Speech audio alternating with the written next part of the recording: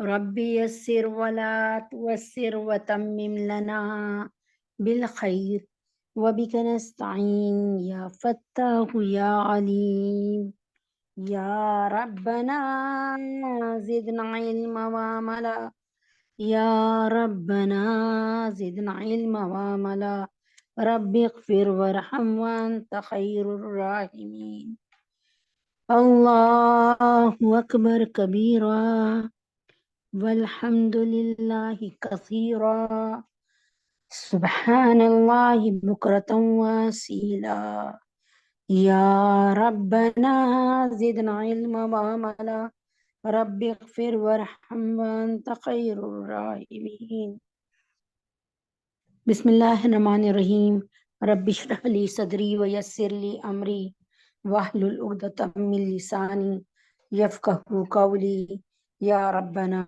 يا ربنا يا ربنا زدنا علما وعملا رب اغفر وارحم وانت خیر الراحمین۔ الحمدللہ رب العالمین، اللہ کا لاکھ لاکھ شکر ہے کہ اللہ پاک نے آج پھر جڑنے کی توفیق عطا فرما دی۔ الحمدللہ رب العالمین کہ اللہ پاک نے آج پھر ہمیں ایک جگہ جمع ہونے کی توفیق عطا فرما دی۔ الحمدللہ رب العالمین کہ اللہ پاک نے آج پھر ہم پہ یہ کرم کیا کہ اپنی محفل میں لا کر بٹھا دیا۔ اللہ رب العزت جن سے بہت محبت کرتے ہیں اللہ تعالیٰ ان کو اپنی محفل میں لا کر بٹھا دیتے ہیں، ورنہ بادشاہوں کے بادشاہ کی محفل میں کتنے لوگ آ سکتے ہیں یہ آپ خود سوچیں کہ اگر پتہ چل جائے نا کہ اس محفل کی برکات کیا ہے تو میرے خیال میں لوگ لڑ لڑ کے آئیں، میٹنگ چھوٹی پڑ جائے یار اتنے لوگ ماشاءاللہ۔ لیکن بات یہ ہے کہ ہمیں دنیاوی جو ہے، جیسے کوئی ہمارا صدر کہہ دے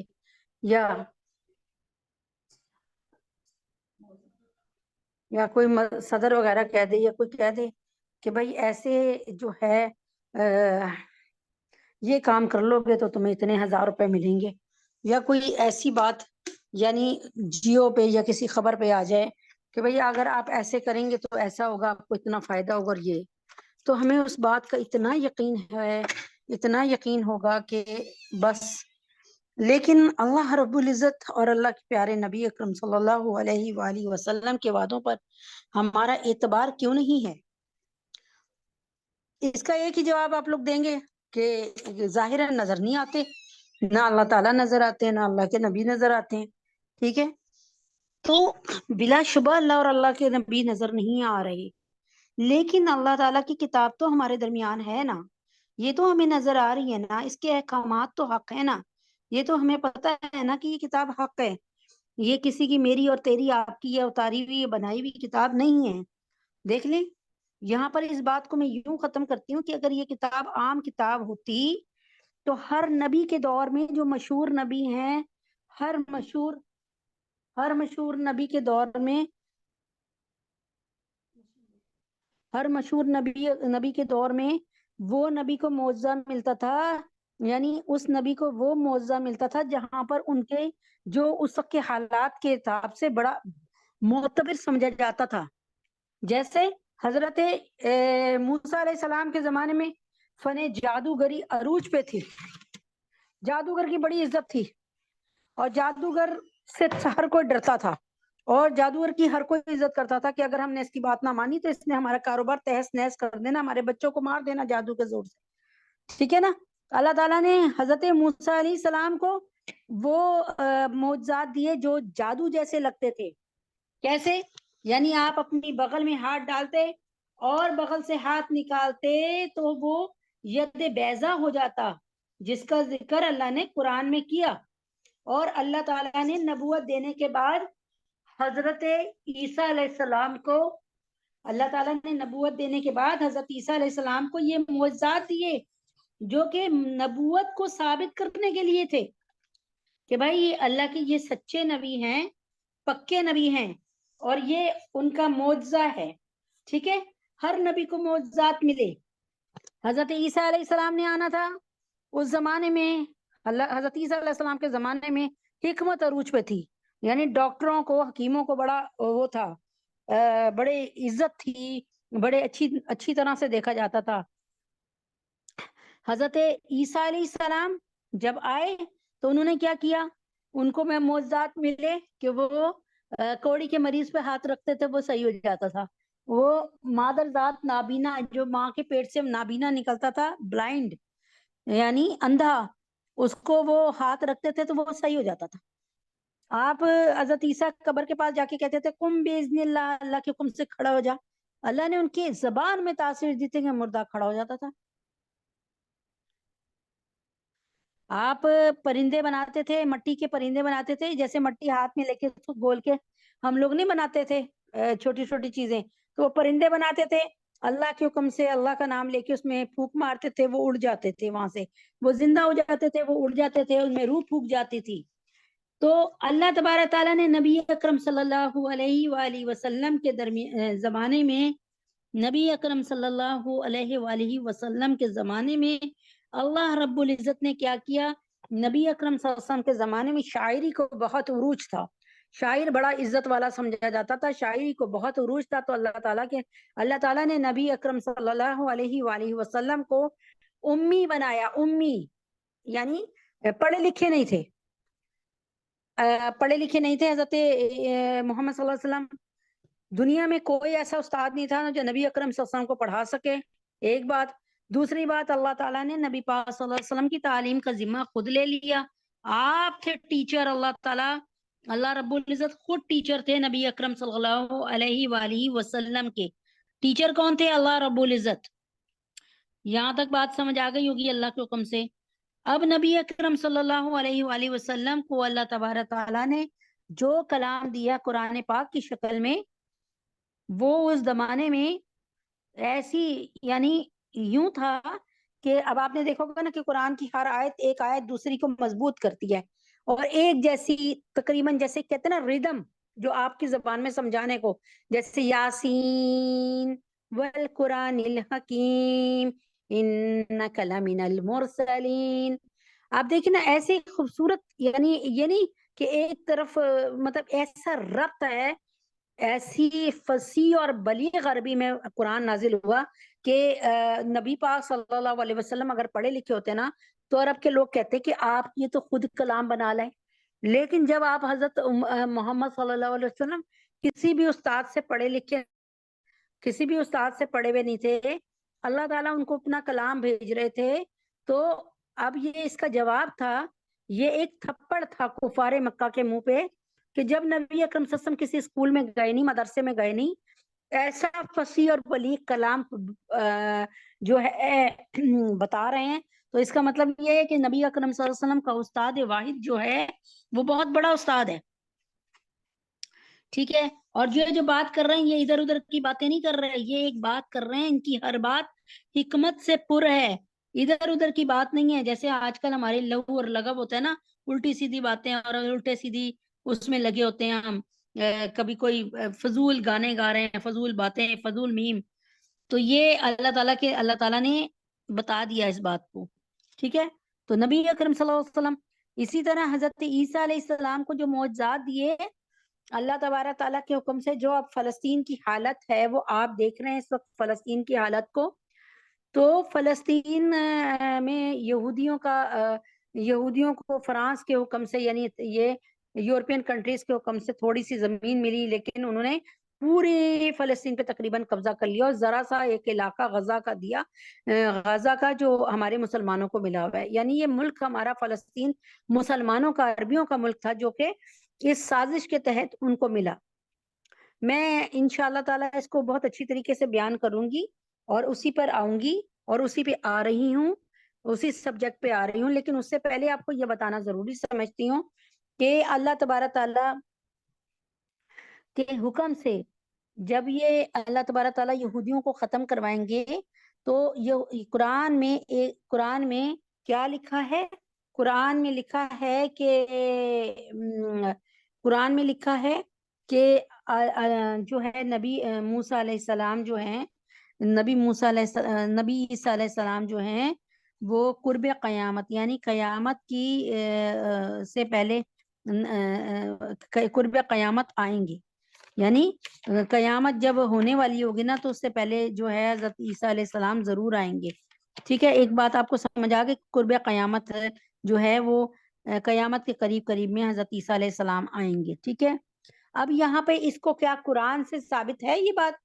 اب حضرت عیسیٰ علیہ السلام کو اصل میں قرآن ہمیں کیا بتاتا ہے یہ بھی ذرا سن لیتے ہیں، پھر میں انشاءاللہ اس پہ آتی ہوں جس موضوع پہ تھی میں پچھلے جمعے. ٹھیک ہے نا، اللہ تبارک تعالیٰ فرما رہے ہیں کہ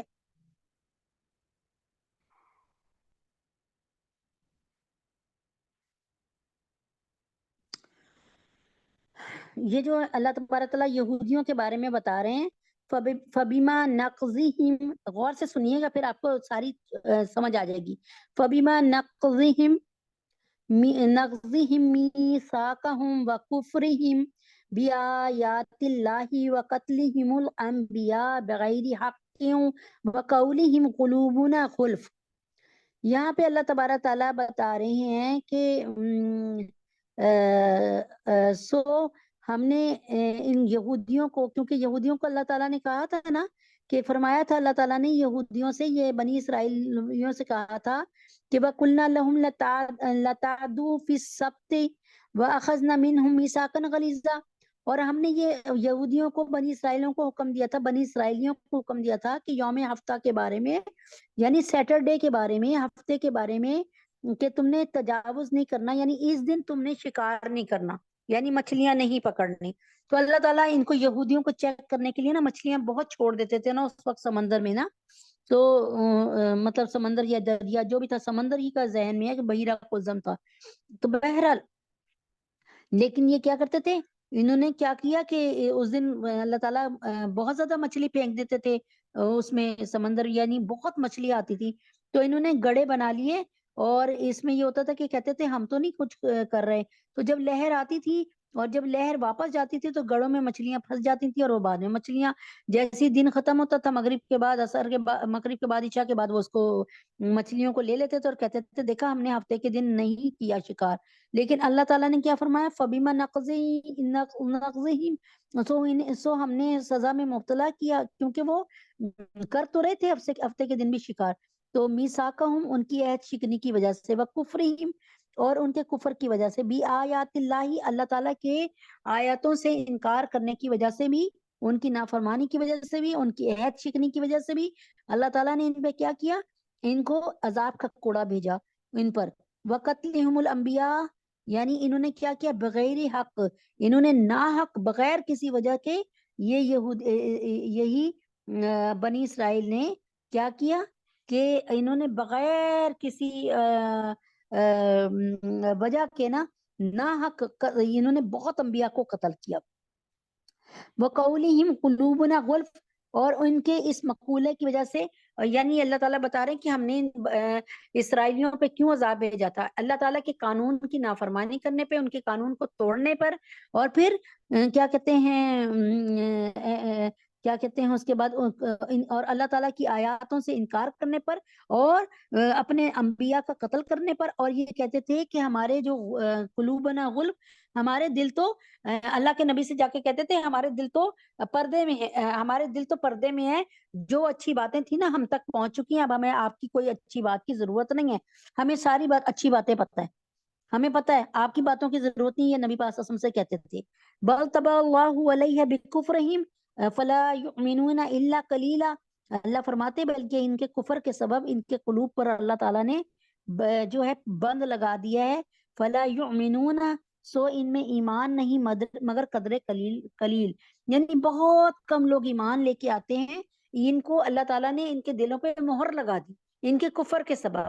ان کی حرکتیں دیکھ کے اللہ سمجھ گئے کہ یہ کبھی بھی ایمان نہیں لائیں گے، تو اللہ تعالیٰ نے پھر مہر لگا دی کہ ایمان ان کے پاس جائے گا ہی نہیں، کیونکہ یہ لانے کی کوشش ہی نہیں کریں گے، یہ ایمان کی رغبت ہی نہیں کریں گے، یہ ایمان کو لینے کی جستجو ہی نہیں کریں گے.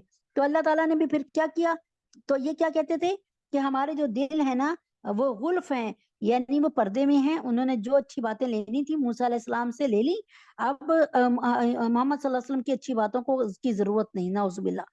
تو اللہ تعالیٰ فرماتے ہیں بل طبع اللہ علیہ بکفرہم فلا یؤمنون الا قلیلا، بلکہ ان کے کفر کے سبب ان کے قلوب پر اللہ تعالیٰ نے باندھ لگا دیا، یعنی مہر لگا دی، فلا یؤمنون الا قلیل، سو ان میں بہت تھوڑے سے ہیں جو ایمان لاتے ہیں، باقی سب بے ایمان ہیں اور کافر ہیں۔ کیوں کیوں بکف، اور ابھی بتایا نا کہ اللہ تعالیٰ کی نافرمانی کرنے کے سبب، اور اللہ تبارک تعالیٰ کی سرکشی کرنے کے سبب، اللہ کی آیات سے انکار کرنے کے سبب، انبیاء کا قتل کرنے کے سبب، ٹھیک ہے، اور یہ کہنے کے سبب کہ ہمیں تو کوئی نبی پاک صلی اللہ علیہ وسلم سے اچھی بات نہیں چاہیے، ہمیں تو آلریڈی بڑا اچھی باتیں ہمارے اندر ہیں، ٹھیک ہے۔ تو یہاں پہ اللہ تعالیٰ فرما رہے ایک اور بات، وَبِكُفْرِهِمْ، اور ان کے کفر کی وجہ سے، وَقَوْلِهِمْ، اور ان کے اس قول کی وجہ سے کہ اللہ مریم بہتانا عظیما، کیونکہ حضرت مریم علیہ السلام پر ان کا بڑا انہوں نے بڑا بھاری جو ہے بہتان لگایا تھا، کس پر؟ حضرت مریم علیہ السلام کی پر۔ وَقَوْلِهِمْ إِنَّا قتلنا المسیح عیسی ابن مریم رسول اللہ، اور ان کے اس کہنے کی وجہ سے کہ ہم نے عیسیٰ ابن مریم کو جو کہ اللہ تعالیٰ کے رسول ہیں ہم نے قتل کر دیا ہے۔ انہوں نے اپنی طرف سے پوری کوشش کی تھی قتل کرنے کے لیے، اور جب انہوں نے جس بندے کو قتل کیا وہ دو تفسیروں کے حساب سے، یا تو ان کا اپنا ہی بندہ تھا جو دیکھنے گیا تھا کہ حضرت عیسیٰ علیہ السلام کو دیر کیوں ہو گئی ہے، باہر کیوں نہیں نکل رہا ہے، تو یا تو ایک قول یہ ہے کہ اللہ تعالیٰ نے اس کی شکل حضرت عیسیٰ جیسی بنا دی اور انہوں نے حضرت عیسیٰ کو قتل کر دیا، اور ایک راجح قول یہ بھی ملتا ہے کہ حضرت عیسیٰ علیہ السلام نے اپنے حواریوں سے پوچھا، اپنے ساتھیوں سے پوچھا کوئی میری جگہ شہید ہونا پسند کرے گا، تو ایک صحابی جو تھے حواری، انہوں نے کہا جی ہاں میں آپ کی جگہ موت کو گلے لگاؤں گا، ٹھیک ہے۔ تو اللہ تعالیٰ نے ان کی شکل حضرت عیسیٰ جیسی بنا دی اور اسی کو انہوں نے قتل کیا، کیونکہ یہ بنی اسرائیلی، یہ یہودی بہت سے نبیوں کے قاتل ہیں، ٹھیک ہے۔ تو وَإِنَّ الَّذِينَ اخْتَلَفُوا، اچھا پھر کیا ہوا؟ اللہ تعالیٰ کیا فرماتے ہیں؟ وَقَوْلِهِمْ، اور ان کے اس کہنے کے سبب، إِنَّا قَتَلْنَا الْمَسِيحَ عیسی ابن مریم رسول اللہ، کہ ہم نے عیسیٰ ابن مریم رسول پاک کو، یعنی اللہ تعالیٰ کے رسول کو، عیسیٰ ابن مریم جو کہ رسول تھے اللہ کے، ان کو ہم نے قتل کر دیا۔ تو 313 جو ہیں رسول ہیں، باقی سارے نبی ہیں۔ رسول وہ ہیں جن کو نئی شریعت اور نئی کتاب ملی، ٹھیک ہے، اور اس میں آپ کو صرف 4 کتابوں کا پتہ ہے، لیکن اس میں اور کتابوں کا اس لیے ذکر نہیں ہے کہ اور یہ ہوتا تھا کہ پہلے والے نبی کی کتاب کے ساتھ نا کچھ پیپرز اور نوٹس دے دیے جاتے تھے کہ آپ کی شریعت میں یہ بھی شامل ہے، ٹھیک ہے۔ وما قتلوہ وما صلبوہ، اللہ تعالیٰ فرما رہے ہیں حالانکہ نہ انہوں نے قتل کیا حضرت عیسیٰ علیہ السلام کو، وما صلبوہ، اور نہ ان کو سوری پر چڑھایا، ولیکن شبہ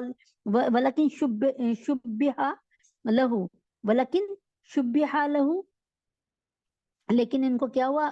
شبہ لگ گیا، ان کو اشتبہ ہو گیا، ان کو یہ یقین ہو گیا، یعنی ان کو یہ شبہ ہو گیا کہ ہم نے قتل کر دیا، عیسیٰ کو قتل کیا ہے، حالانکہ حضرت عیسیٰ علیہ السلام اس کی جگہ سے ہٹا لیے گئے تھے۔ وَإِنَّ الَّذِينَ اخْتَلَفُوا فِيهِ لَفِي شَكٍّ مِّنْهُ، اور جو لوگ ان کے بارے میں اختلاف کرتے ہیں وہ غلط خیال میں ہیں۔ مَا لَهُم بِهِ مِنْ عِلْمٍ إِلَّا اتِّبَاعَ الظَّنِّ وَمَا قَتَلُوهُ يَقِينًا، آگے اللہ تعالیٰ فرماتے ہیں ان کے پاس اس پر کوئی دلیل نہیں ہے، یہ صرف اپنے اندازوں کے تیر چلا رہے ہیں، ایسے ہی اندازے لگا رہے ہیں، ان کے پاس کوئی اس پر وہ نہیں ہے اتھینٹک دلیل، تصدیق شدہ دلیل نہیں ہے کہ انہوں نے حضرت عیسیٰ علیہ السلام کو شہید کر دیا۔ بس یہ کیا کر رہے ہیں؟ ان کو شبہ ہو گیا تھا کہ ہم نے ان کو ہی قتل کیا، حالانکہ حضرت عیسیٰ علیہ السلام تو اٹھا لیے گئے۔ وما قتلوہ یقیناً، اللہ تعالیٰ فرما رہے ہیں انہوں نے ان کو یقینی بات ہے قتل ہی نہیں کیا، وما قتلوہ، اور نہیں قتل کیا اس کو یقیناً، یعنی یقیناً حضرت عیسیٰ علیہ السلام نہیں قتل ہوئے، بل رفعہ اللہ علیہ، بلکہ ان کو خدا تعالیٰ نے اپنے طرف اٹھا لیا ان کو، یعنی آسمان پہ لے گئے۔ وَقَانَ اللَّهُ عَزِيزًا حَكِيمًا، اور اللہ تعالیٰ تو بہت ہی زبردست حکمت والے ہیں۔ اب یہ آپ کو بات میں نے جان کے بتائی، اب میں بتا رہی ہوں نا کہ یہودیوں کا خاتمہ جو ہوگا نا، اللہ تعالیٰ کے حکم سے جو یہودیوں کا خاتمہ ہوگا، اس کے لیے اللہ تبارک تعالیٰ یہودیوں کا خاتمہ جو ہوگا اس کے لیے اللہ تبارک تعالیٰ حضرت عیسیٰ علیہ یعنی انہوں نے حضرت عیسیٰ علیہ السلام کو دشمنی میں جو ہے قتل کرنے کا پلاننگ بنائی نا، کہ ان کے دشمن تھے. کوئی پیار میں تو قتل نہیں نہ کر سکتا کسی کو کہ مجھے آپ سے پیار ہو گیا میں آپ کو قتل کرنے پہ بھیج دوں چلی جاؤں، یا آپ کو مجھ سے پیار ہو گیا آپ مجھے قتل کرنے آ جائیں. یہ تو نہیں نہ ہو سکتا کہیں بھی. ٹھیک ہے نا. تو کہنے کا کیا مطلب ہے کہ اللہ تبارک تعالیٰ نے جو ہے اب یہ یہودی جو ہیں انہوں نے اپنے طور پر حضرت عیسیٰ علیہ السلام کو ختم کر دیا ہے.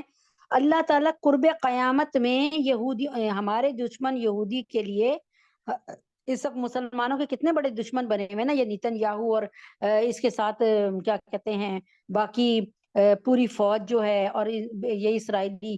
تو اللہ تبارک تعالیٰ کے حکم سے یہ دیکھیں نا آپ کے سامنے ہے. اب اللہ تبارک تعالیٰ اب اس میں آپ کو میں نے پڑھ کے بتایا نا کہ یہودی حضرت عیسیٰ علیہ السلام کو اپنا بہت بڑا سب سے بڑا دشمن سمجھتے تھے اور ان کو قتل کرنے کی پلاننگ کی انہوں نے. ابھی میں نے قرآن سے پڑھ کے بتایا.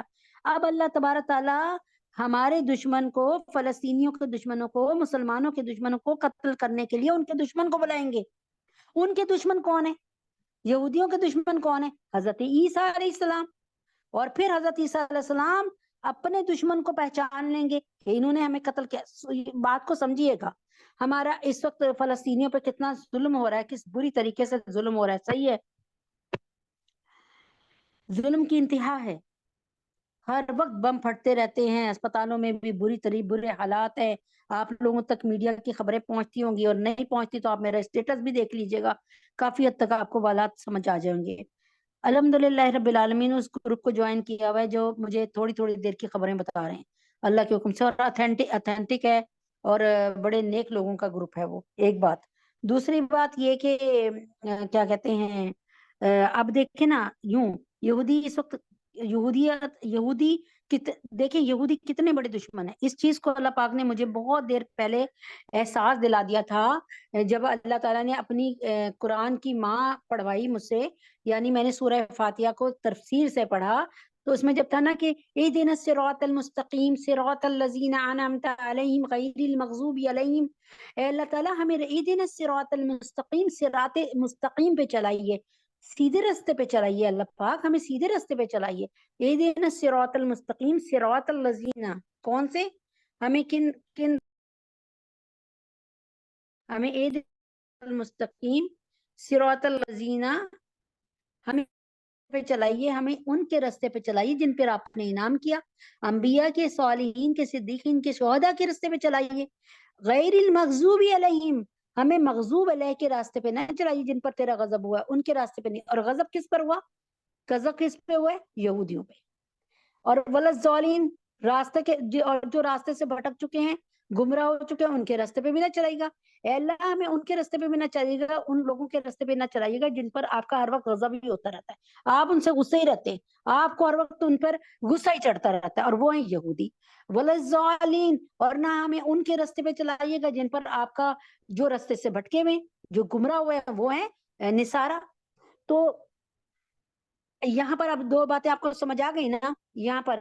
تو اب اللہ تبارک تعالیٰ ان کا یہودیوں کا جو کہ مسلمانوں کے بدترین دشمن ہے، اور اللہ پاک نے آج سے 5 سال 6 سال پہلے ایک بات کا احساس دلایا.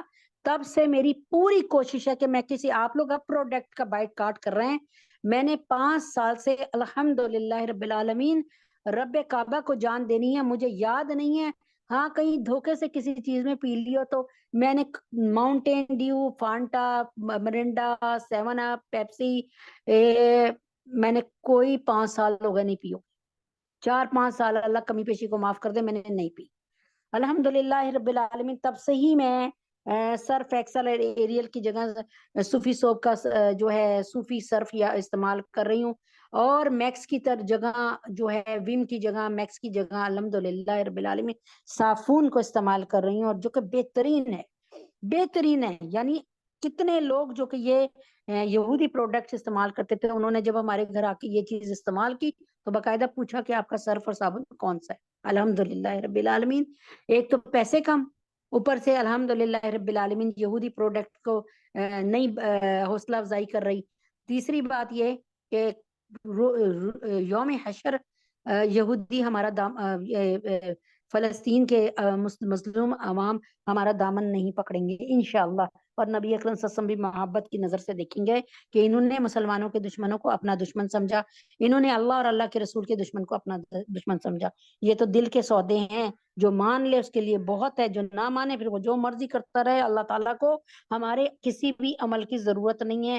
ہم جو نیکی کریں گے, ہم جو اللہ تعالیٰ کے لیے اور اللہ تعالیٰ کے لوگوں کے لیے محنت کریں گے, اللہ کی قسم اس کا ثواب, اس کی جزا, اس کی اثرات جو ہیں وہ ہماری زندگیوں میں محسوس ہو جائیں گے انشاءاللہ.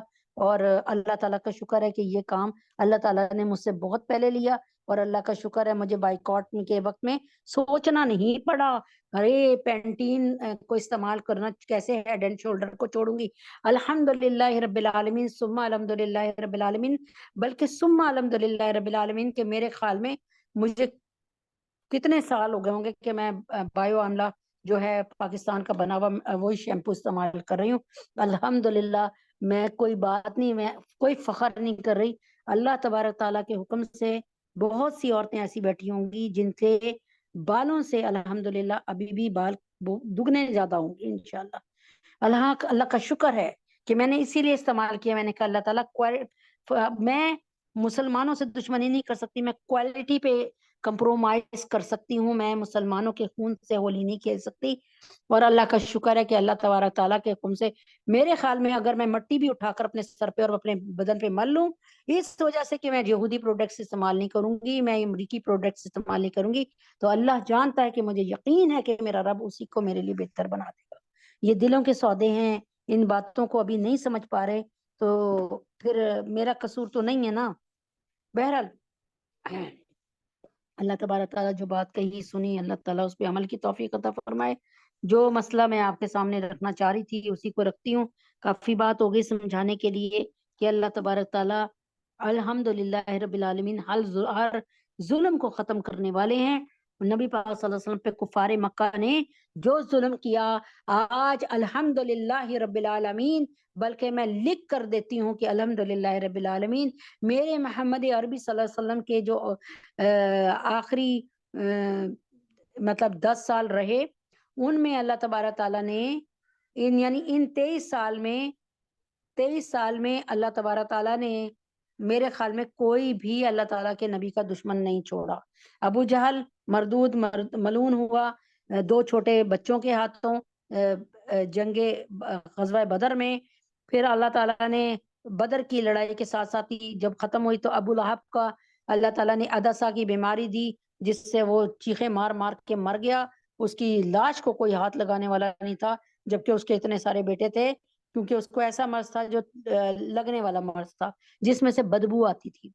الحمدللہ رب العالمین نہ آج سامری نظر آ رہا ہے ہمیں جس نے حضرت موسیٰ علیہ السلام اور ہارون علیہ السلام کو نقصان پہنچایا, اور آج نہ ہمیں الحمدللہ رب العالمین نہ آج امیہ بن خلف نظر آ رہا ہے, نہ ابو جہل نظر آ رہا ہے, نہ اخنس بن شریق نظر آ رہا ہے, نہ عاص بن وائل نظر آ رہا ہے, نہ ولید بن مغیرہ نظر آ رہا ہے. اور الحمدللہ رب العالمین نہ ان کی ذریت نظر آ رہی ہے, نہ ان کی نسل نظر آ رہی ہے. ٹھیک ہے, آئیں تھوڑا سا کچھ اور بات کو آگے لے کے چلتے ہیں. حضور پاک صلی اللہ علیہ وآلہ وسلم نے فرمایا میں نبی الملاحم ہوں. ارے اس کے کیا معنی ہیں؟ نبی الملاحم کے معنی ہیں جنگوں والا نبی, یعنی ملحمہ کہتے ہیں گھمسان کی جنگ کو, یعنی اندر گھس کے لڑنا, دشمن کے اندر گھس کے لڑنا. چونکہ آپ جناب صلی اللہ علیہ وسلم کے زمانے میں جتنے جہاد ہوئے اس سے پہلے کبھی نہیں ہوئے, اور یہ جہاد آپ صلی اللہ علیہ وسلم کی امت میں قیامت تک جاری رہے گا. الجہاد ماضٍ الی یوم القیامہ, اسی لیے حضور پاک صلی اللہ علیہ وسلم کو جنگوں والا نبی کہا جاتا ہے. آپ نبی الملاحم, آپ نبی پاک صلی اللہ علیہ وسلم کے 99 نام پڑھیے نا, آپ نے خود گھمسان کے مار کے لڑے, اور آپ کے زمانے میں آپ سے زیادہ بہادر کوئی نہیں تھا. جہاد تمام دینی اعمال میں سب سے افضل عمل ہے, کیونکہ جہاد میں جان اور مال کی قربانی ہوتی ہے جو کسی اور عمل میں نہیں. اس لیے جہاد کو سب سے افضل عمل قرار دیا. نماز پڑھتے ہیں, آپ کی جانی قربانی کوئی نہیں ہو رہی, روزہ رکھنے سے کوئی جان نہیں نکل رہی, ٹھیک ہے نا. جہاد کو سب سے افضل عمل قرار دیا گیا. اور ایک وجہ یہ بھی ہے کہ جہاد دیگر تمام اعمال کا محافظ ہے, اس لیے اسے دوسرے تمام اعمال پر فضیلت حاصل ہے، اس لیے کہ آج ہماری سرزمین پاکستان آزاد ہے۔ آج میں ریکارڈنگ کروا بھی رہی ہوں اور کر بھی رہی ہوں، اور الحمدللہ رب العالمین آپ سے آزادانہ یہ اللہ اور اللہ کے نبی کی بات بھی کر رہی ہوں۔ اللہ اس پاکستان کو سدا آباد رکھے، اللہ ہمارے فلسطین کو جو ہے آزادی عطا فرمائے الحمدللہ۔ اے اللہ پاک اپنے حبیب پاک صلی اللہ علیہ وآلہ وسلم کے طفیل میں جہاں جہاں مسلمان ہیں ان کو ایک اچھے آزاد مسلمان کی حیثیت سے، مومن کی حیثیت سے زندگی گزارنے کی توفیق عطا فرمائیے، مواقع عطا فرمائیے۔ حدیث شریف میں کہ جہاد میں ایک صبح یا ایک شام لگا دینا دنیا اور دنیا کے تمام مال و اسباب سے افضل ہے۔ اس حدیث کی تشریح میں علماء نے لکھا ہے کہ اگر ایک آدمی کو تمام دنیا کا مال و دولت اور اسباب دے دیے جائیں اور وہ یہ سارا مال و اسباب اللہ کی اطاعت میں خرچ کر دے، تب بھی اس کا اجر اس آدمی کے برابر نہیں ہو سکتا جس نے جہاد میں ایک صبح یا ایک شام لگا دی ہو۔ یعنی پوری دنیا کا مال لے کر وہ خرچ کر دے اللہ کی راہ میں، تو بھی تب بھی اس کا اجر اس آدمی کے برابر نہیں ہو سکتا جس نے جہاد میں ایک صبح یا ایک شام کو لگا دی ہو۔ چاہے وہ اسلامی فوج کو سلا دے کہ آپ سوئیے، میں جاگ رہا ہوں اور میں ہر طرف سے نگہبانی کر رہا ہوں، یہ ایک رات اس کی ایسی ہے کہ اس کے تمام اعمال پہ بھاری ہے۔ جب کافر مسلمانوں پہ حملہ کر دیں یا مسلمانوں کی عورتوں اور بچوں کو قیدی بنا لیں یا مسلمانوں کی اور کافروں کے صفیں میدان جہاد میں آمنے سامنے آ جائیں یا مسلمانوں کا خلیفہ لوگوں کو جہاد کے لیے بلائے، تو ان تمام صورتوں میں جہاد فرض عین ہو جاتا ہے۔ فرض عین کا مطلب یہ ہے کہ جیسے نماز فرض ہے ویسے جہاد فرض ہے۔ ہاں، اور فرض عین ہو گئے۔ اور فرض کفایہ کیا ہوتا ہے؟ فرض کفایہ وہ فرض ہوتا ہے جیسے اعتکاف میں بیٹھنا، فرض اعتکاف میں بیٹھنا فرض کفایہ ہے۔ کیا مطلب؟ اگر آپ کی پوری گلی میں جو ہے ایک بندہ بھی اعتکاف میں بیٹھ جاتا ہے تو آپ سب کے سر سے جو ہے وہ عذاب ٹل جائے گا، ٹھیک ہے؟ صرف ایک بندہ جو کوئی اعتکاف میں بیٹھ جائے، ٹھیک ہے؟ تو اب یہ کیا، اور اگر نہیں بیٹھے گا وہ تو پھر سب پر عذاب ہوگا، ٹھیک ہے نا؟ تو فرض عین کے معنی یہ ہے کہ ہر مسلمان پہ جہاد فرض ہو جاتا ہے، کسی کے ادا کرنے کی وجہ سے دوسرے کے ذمے سے ساقط نہیں ہوگا، ہر شخص کو جہاد کرنا پڑے گا۔ جب جہاد فرض عین ہو جائے تو والدین کی اجازت یا جس کا قرضہ دینا اس کی اجازت ضروری نہیں رہتی، اور نہ ہی غلام اور ملازم کے لیے اپنی آقا اور مالک کی اجازت کی ضرورت ہوتی ہے، بس اس کو جہاد کرنا اور کچھ نہیں۔ نہ ماں باپ سے جو ہے وہ مانگنے کی ضرورت ہے اجازت، نہ مالک کو اپنے نہ نوکر کو اپنے مالک سے اجازت مانگنے کی ضرورت ہے، بس وہ کیا کرے، یہ تو فرض ہے، جان پر ہے، کرنا ہے، کرنا ہے، صرف کرنا ہے۔ حضور پاک صلی اللہ علیہ وسلم نے ارشاد فرمایا جس نے جہاد نہ کیا اور جہاد کا شوق اور ارادہ بھی اس کے دل میں نہ ہوا تو یہ آدمی منافقت کے ایک حصے میں مرے گا۔ ایک اور حدیث میں ہے کہ جس نے جہاد نہ کیا اور نہ کسی مجاہد کو سامان دیا اور نہ کسی مجاہد کے گھر کی دیکھ بھال کی تو اللہ پاک قیامت سے پہلے پہلے اسے کسی دردناک مصیبت میں مبتلا کر دیں گے۔ چنانچہ میری پیاری بہنوں، ابھی بہت وقت، ابھی آپ کے پاس وقت ہے، یعنی زندگی کا ہماری چراغ گل ہونے سے پہلے پہلے ماشاءاللہ سے الحمدللہ، میں نے پہلے بھی بتایا ہے، مولانا طارق مسعود صاحب جو ہے پاک ایڈ کے اس سے، اور مفتی تقی عثمانی صاحب بھی ماشاءاللہ سے کر رہے ہیں۔ جو بھی آپ کو لگتا ہے کہ آپ کے لیے اتھینٹک ہیں، اللہ سے مشورہ کر لیں اور ضرور پیسے لگا دیں، اور کچھ مطلب جو کر سکتے ہیں وہ کریں، اور حتی الامکان دعاؤں کا سلسلہ بالکل نہ چھوڑیں۔ کوئی ایک عمل شروع کر دیں، 100 دفعہ درود شریف پڑھنا شروع کر دیں، اللہم انا نجعلک فی نحورہم ونعوذ بک من شرورہم پڑھنا شروع کر دیں، سورۃ الکوثر پڑھنا شروع کر دیں، جیسے آپ کو لا الہ الا انت سبحانک جیسے بھی ہے اٹھتے بیٹھتے دعا کرنا شروع کر دیں، انشاءاللہ امید تو ہے کہ اللہ کی پکڑ سے بچ جائیں گے۔ جہاد میں زخمی ہونے کا بہت زیادہ ثواب ہے۔ حدیث شریف میں آتا ہے جہاد میں زخمی ہونے والا قیامت میں آئے گا تو اس کے خون کا رنگ تو خون کا ہوگا مگر خوشبو مشک کی ہوگی۔ جو مسلمان جہاد کی نیت سے نکلے پھر اسے رات میں راستے میں موت آ جائے یا وہ سواری سے گر کر انتقال کر جائے یا کسی موذی جانور کے ڈسنے سے اس کا انتقال ہو جائے، ہر حال میں اس کے لیے جنت کا وعدہ ہے، جنت اس کے آگے پیش کر دی جائے گی۔ حضور پاک صلی اللہ علیہ وسلم کا فرمان ہے جس نے مجاہد کے لیے سامان کا انتظام کیا اس نے بھی جہاد کیا. جو آدمی اپنے گھر بیٹھے ہوئے جہاد کے 1 روپیہ خرچ کرے اسے 700 گنا اجر ملتا ہے, اور جو خود جہاد میں نکل کر خرچ کرے اسے 1 کے بدلے 7 لاکھ کا اجر ملتا ہے, اور اللہ جس کے لیے چاہتے ہیں اس سے بھی زیادہ اجر عطا فرما دیتے ہیں. جہاد کے لیے 400 450 آیتیں قرآن میں لکھی گئی ہیں. سورۃ الحج کو پڑھیے, سورۃ توبہ کو پڑھیے, آپ کو بہت کچھ پتا چل جائے گا. حدیث شریف میں یہ ہے کہ سب سے افضل جہاد ہے کہ مجاہد کے گھوڑے کی ٹانگیں کاٹ دی جائیں اور اس کا اپنا خون بھی بہہ جائے, یعنی شہید ہو جائے. سب سے افضل جہاد حدیث شریف میں کہ سب سے افضل جہاد ہے کہ مجاہد کے گھوڑے کی ٹانگیں کاٹ دی جائیں اور اس کا اپنا خون بھی بہہ جائے, یعنی شہید ہو جائے.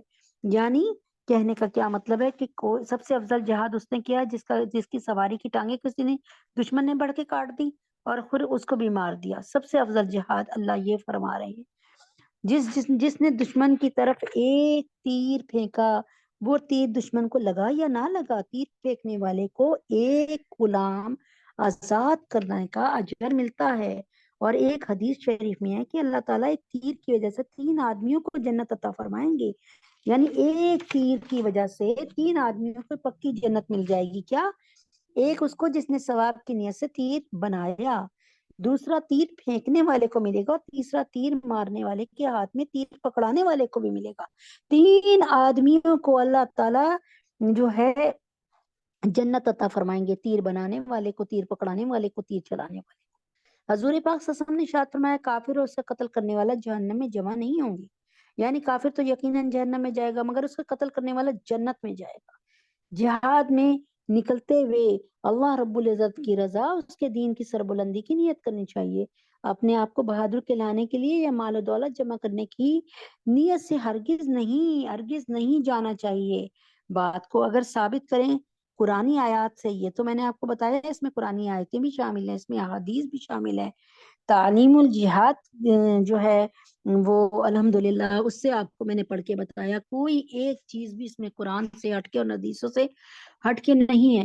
آئیے اب ہم یہ دیکھتے ہیں کہ کیا قرآن مجید کی کھلی جب نبی اکرم صلی اللہ علیہ وآلہ وسلم نے 40 سال کی عمر میں نبوت کا اعلان کیا, کیونکہ اللہ کے کہنے پہ یعنی مبعوث ہوئے, پھر اللہ تبارک تعالیٰ نے نبی اکرم صلی اللہ علیہ وآلہ وسلم کو 3 سال تک منع رکھا کہ آپ نے کچھ بھی ابھی نہیں کرنا. تو اس کے بعد 3 سال بعد اللہ تعالیٰ نے فرمایا وَأَنذِرْ عَشِيرَتَكَ الْأَقْرَبِينَ, اب آپ اپنے سارے رشتہ داروں کو بھی ڈرائیے, ملنے والوں کو بھی ڈرائیے. کس بات سے ڈرائیے؟ جہنم کی ہولناکیوں سے ڈرائیے, اللہ کے عذاب سے ڈرائیے, اللہ کی ناراضگی سے ڈرائیے, اور لوگوں کو کنسپٹ کلیئر کیجئے کہ یہ لات و عزا منات یہ بت تمہیں کچھ نہیں دے سکتے. تو پھر آپ جناب صلی اللہ علیہ وسلم نے جب یہ نعرہ لگایا تو اس کے بعد ان کی زندگی کو جینا حرام کر دیا. ان کو اتنی تکلیفیں پہنچائی گئیں کہ جن تکلیفوں کا ذکر کرنے بیٹھوں تو آپ کو انشاءاللہ العزیز اللہ نے چاہا تو حقوق مصطفیٰ میں انشاءاللہ یہ سلسلہ جاری کرنے والی ہوں, ذرا سا دن تھوڑا سا بڑھ جائے تو یہاں پر دیکھتے ہیں کہ اسلام میں سب سے پہلی جنگ نبی پاک صلی اللہ علیہ وسلم نے سب سے پہلی جنگ لڑی جو غزوہ, اسے غزوہ بدر کہتے ہیں. نبی پاک صلی اللہ علیہ وسلم 53 سال کی عمر میں 53 ایئرز میں نبی پاک صلی اللہ علیہ وسلم اللہ کے حکم سے ہجرت کر کے مکہ سے مدینہ آ گئے. مدینے میں تو نبی پاک صلی اللہ علیہ وسلم کی ماں کا گھر تھا, یعنی ماں کے میکہ تھا. نبی پاک صلی اللہ علیہ وسلم جب یہاں آئے تو یہاں پر آ کر آپ کو 2 لوگوں سے واسطہ پڑا, ایک انصار سے, انصار میں 2 قبیلے تھے اوس و خزرج, دوسرے یہودیوں سے. یہودی اس وقت تقریباً مدینے میں ہی تھے اور کہیں نہیں تھے پوری دنیا میں, یعنی کہیں ہوں تو ہوں لیکن مدینے میں تھے. تو اللہ تعالیٰ نے اسلام کی پہلی جو جنگ ہوئی, اسلام کا پہلا جو غزوہ ہوا وہ غزوہ کون سا ہے؟ وہ غزوہ بدر ہے. بدر یہ نبی پاک صلی اللہ علیہ وسلم بدر مدینے میں آ بھی گئے تھے لیکن بڑے پریشان, کیونکہ آئے دن نبی اکرم صلی اللہ علیہ وسلم کا دل دکھی ہوتا تھا کہ مدینے کے مکہ کے لوگوں نے مسلمانوں کو ایسے مارا, ان کا سامان تجارت لوٹ لیا, اور یہ وہ اس طرح کی باتوں سے نبی پاک صلی اللہ علیہ وسلم گھائل تھے. مسلمانوں کے دل میں ایک آگ لگ چکی تھی. اللہ تبارک تعالیٰ بھی چاہتے تھے کہ 2 ٹوک فیصلہ ہو جائے. چنانچہ کیا ہوا وہی دوبارہ دہراتی ہوں، وقت کم ہے، کہ اس وقت اللہ تبارک تعالیٰ نے جو ہے ایک سینیریو بنایا، ایک ماحول بنایا. حضرت میں جو ہے ادب سے نام لے رہی ہوں. حضرت ابو سفیان اس وقت کافر تھے اور کافروں کے لیڈر تھے. وہ گزر رہے تھے مدینہ کے قریب، یعنی شام کی طرف جانے کا راستہ جو تھا، اور شام میں تجارت ہوتی تھی زیادہ تر، تو وہ مدینہ سے ہو کر جاتا تھا. تو جب اللہ تعالیٰ ان کو، اللہ کے نبی کو خبر ملی، تو آپ نے سوچا کہ میں ابو سفیان کو لوٹ لوں، یعنی ان کے قافلے کو. اور جب حضرت محمد صلی اللہ علیہ وسلم بغیر لڑنے کے ویسے ہی چل پڑے قافلے کے لوٹنے کی تیاری کے حساب سے، کیونکہ آئے دن ان کی بدتمیزیوں سے تنگ آ چکے تھے. اب اللہ نے حکم دیا تھا تم اس کے قافلے کو لوٹو، تاکہ ان کو پتا چلے جب ان کا بھی یہ مسلمانوں کے قافلوں کو لوٹتے ہیں، اب ان کو بھی ضرب لگاؤ، ان کا بھی اینٹ کا جواب پتھر سے دو، تاکہ آئندہ ان کی ہمت ختم ہو کسی مسلمان کو ستانے کی. اب نبی پاک صلی اللہ علیہ وسلم کی خبر جو ہے ابو سفیان کو مل گئی، اور وہ دوسرا رستہ بدل گئے. لیکن جاتے جاتے ایک تیز رفتار گھوڑ سوار بھیج دیا مکہ کی طرف کہ آؤ نبی اکرم صلی اللہ علیہ وسلم سے لڑو، کیونکہ یہ ہم سے لڑنے آ رہے ہیں، تو یہ ان کی طاقت کو کچل دوں.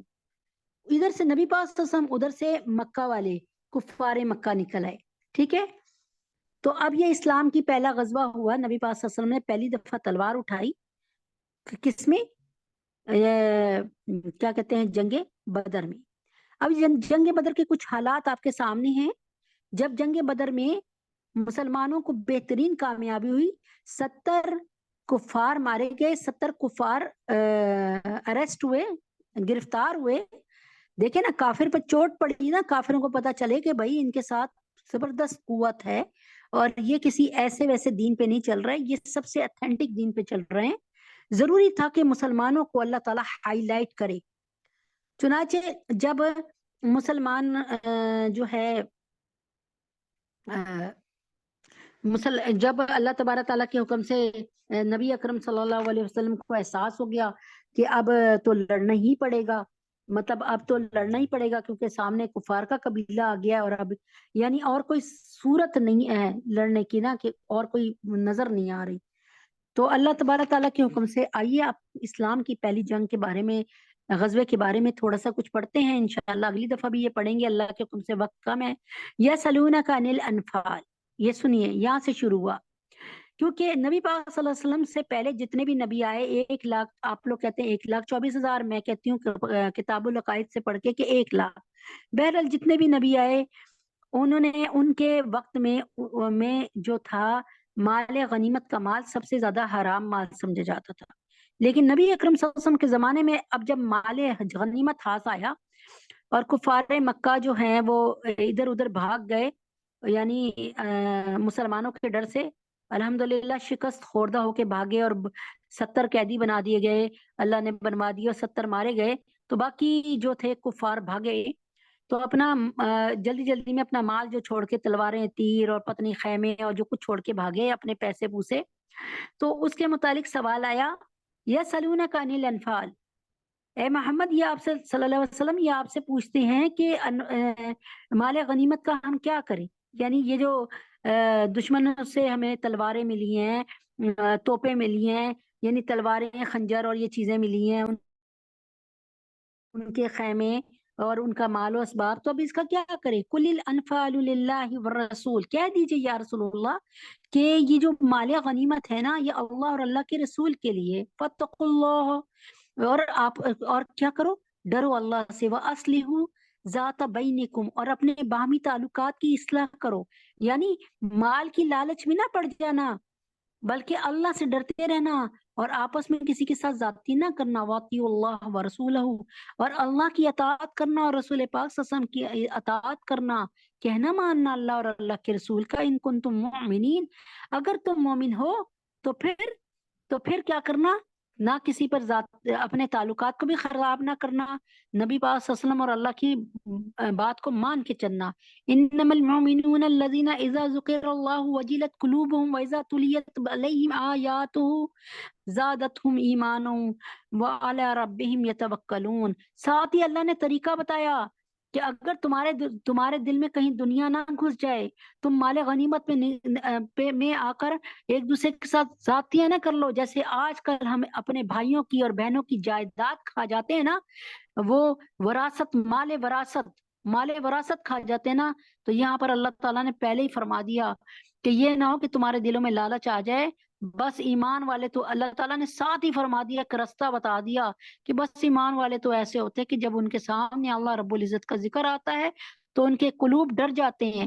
یعنی جب اللہ کا ذکر آ جاتا ہے تو ہر چیز چھوڑ دیتے ہیں، اور جب اللہ کی آیتیں ان کو پڑھ کر سنائی جاتی ہیں تو وہ آیتیں ان کے ایمان کو اور زیادہ مضبوط کرتی ہیں، اور وہ لوگ اپنے رب پر طلب و توکل کرتے ہیں. یعنی اللہ تعالیٰ سرٹیفکیٹ دے رہے ہیں کہ اگر تم چاہتے ہو کہ تم کسی کے ساتھ کسی کے مال وراثت کو نہ کھاؤ، کسی کے ساتھ زیادتی نہ کرو، کسی کے ساتھ حق تلفی نہ کرو، کسی کا حق نہ مارو، تو تم قرآن سے جڑ جاؤ، اللہ کی آیتیں پڑھتے رہو.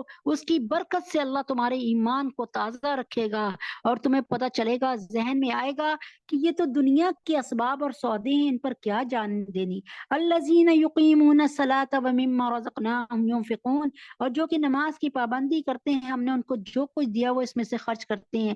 اللہ تعالیٰ فرماتے ہیں کہ جو لوگ نماز پہ قائم رہتے ہیں اور جو میں نے ان کو دیا اس پہ خرچ کرتے ہیں، اولئک هم المؤمنون حقا، یہی تو سچے مسلمان ہیں، حق مسلمان. لہم درجات عند ربهم ومغفرۃ ورزق کریم، اللہ فرماتے ہیں ان کے لیے بڑے درجے ہیں ان کے رب کے پاس، اور ان کی مغفرت ہے اور عزت کی روزی ہے ان کے لیے.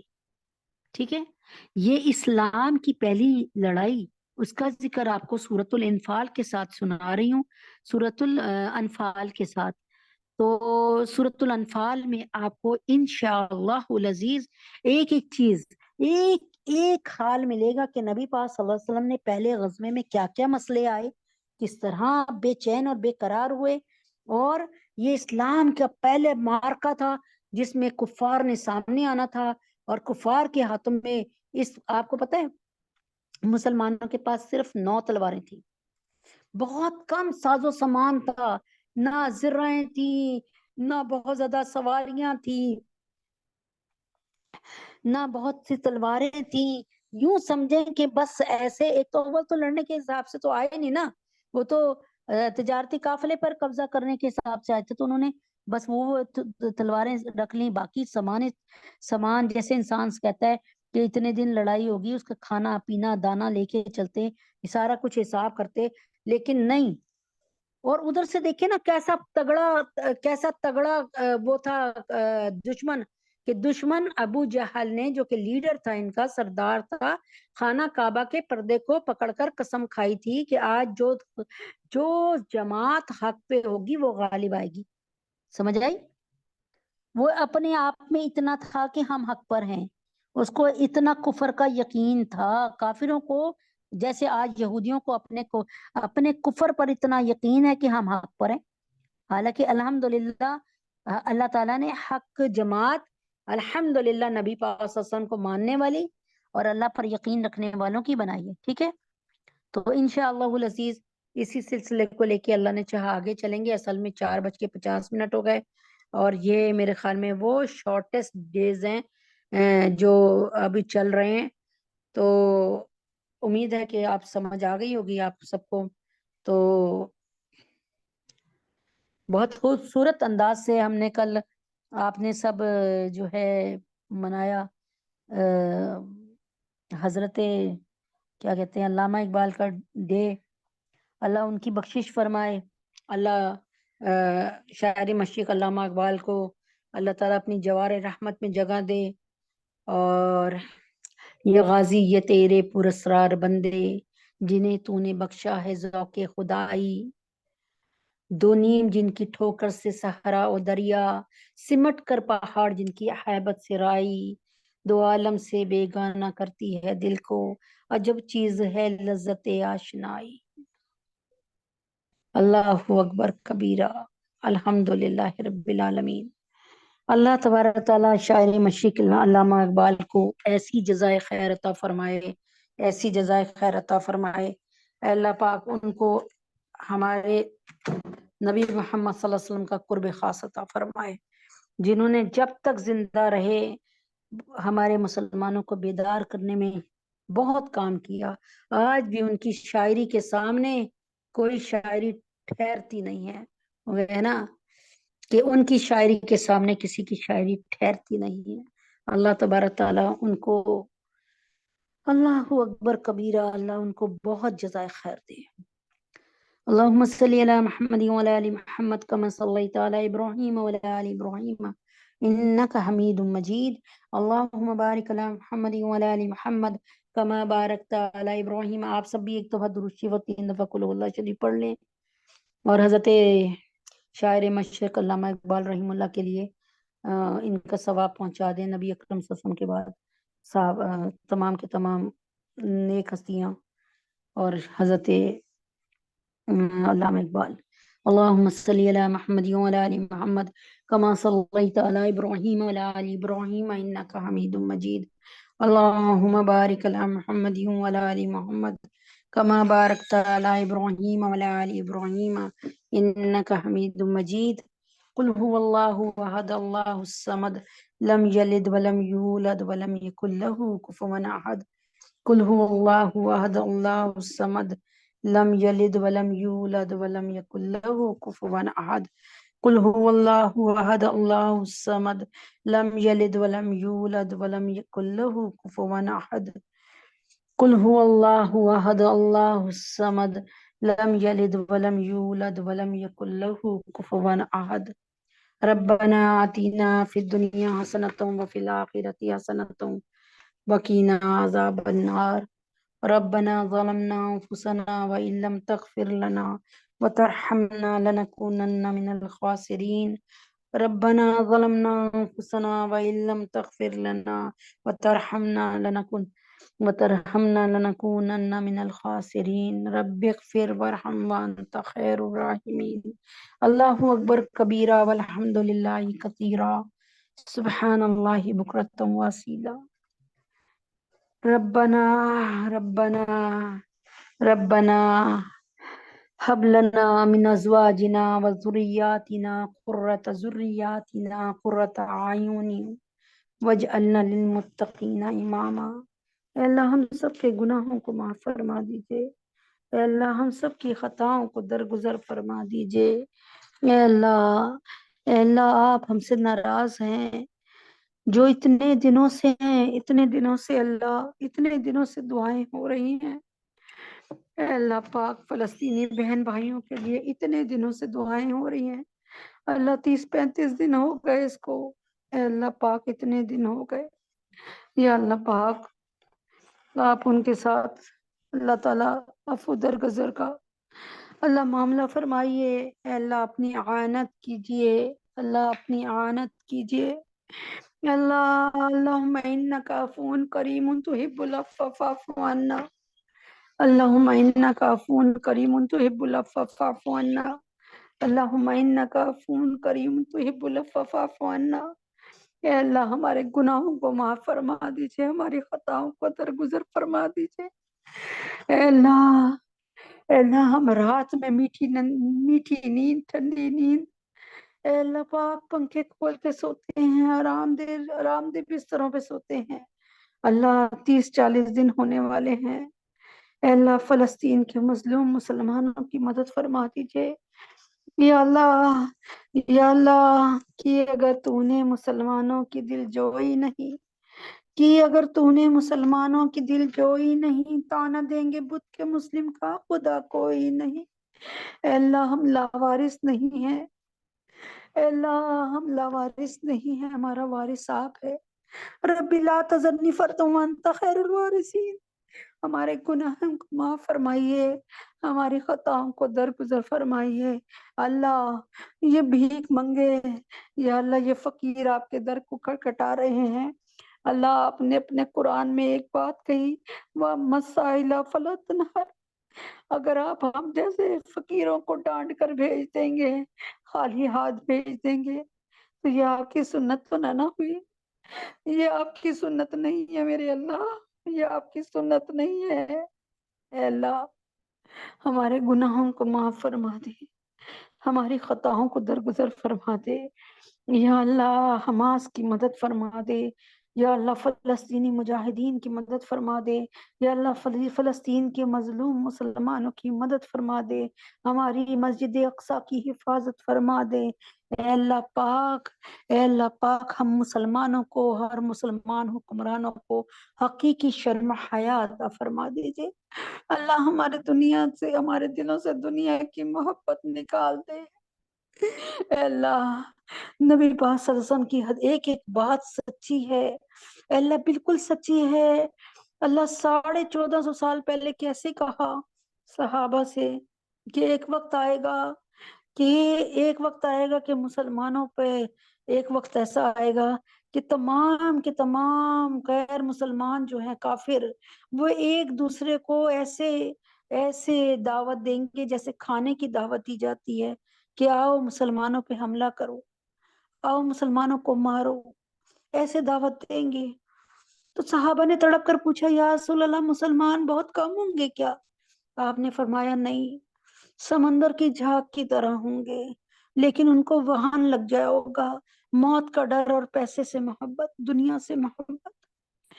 اے اللہ ہمارے گناہوں کو معاف فرما دے، ہماری خطاؤں کو درگزر فرما دے۔ اے اللہ امام مہدی کو بھیج دیجئے، اے اللہ ان کا ظہور کر دیجئے، اللہ امام مہدی کا ظہور کر دیجئے۔ اے اللہ فلسطین کے مسلمانوں پہ کرم اور رحم کر دیجئے۔ اے اللہ کچھ لوگ ایسے ہیں جو فلسطین کے بہن بھائیوں اور بچوں کے ساتھ جل رہے ہیں، کڑ رہے ہیں، تڑپ رہے ہیں، جن کے دل چین نہیں پا رہے۔ اور کچھ اللہ بہت سے مسلمان ایسے بھی ہیں جو اللہ تبارک تعالیٰ کسی قسم کا اثر ہی نہیں لے رہے، اللہ دل ان کے پتھر ہو چکے ہیں، یا اللہ ان کی آنکھیں دیکھنا بند ہو چکی ہیں، اے اللہ ان کو شرم و حیا ہے ہی نہیں۔ یا اللہ مسلمانوں میں شرم و حیا کو زندہ کر دے، یا اللہ ہم سب کے گناہوں کو معاف فرما دے، ہم سب کی خطاؤں کو درگزر فرما دے۔ مولا کریم آقا عظیم ہم پہ رحم فرما دے۔ یا اللہ تجھے تیرے نبی کا واسطہ مسلمانوں کو سچا مسلمان بنا دے۔ یا اللہ تجھے تیرے نبی کا واسطہ ہماری نسلوں کو، کل امت محمدی صلی اللہ علیہ وسلم کو، ہماری اولادوں کو، یا اللہ سچا پکا مومن نمازی قاری یہ قرآن صاحب قرآن، یا اللہ ناشر قرآن، عالم قرآن، حامل قرآن، عامل قرآن بنا دیجئے۔ ہماری نسلوں میں اللہ ایسے بچے پیدا کر جو اللہ امام مہدی کی معیت میں آگے بڑھے، جو حضرت عیسیٰ علیہ السلام کا ساتھ دینے والے ہوں۔